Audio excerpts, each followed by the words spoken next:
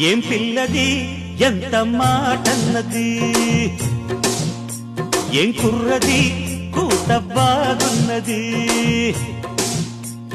సిక్కుల పురి చెక్కిలి తనకుంది అంది, చెక్కిలిపై కెంపులు నా సొంతం అంది. ఎక్కడ ఏం చెయ్యాలో నేర్పమన్నది. బాగున్నది కోడే ఈడన్నది, ఈడందుకే బీడి పాలైనది. కమ్మని కల కళ్ళెదుటకు వచ్చేసింది, కొమ్మకు జత వీడేనని ఒట్టేసింది. ఎప్పుడు ఏం కావాలో అడగమన్నది. ఏం పిల్లది ఎంత మాటన్నది, బాగున్నది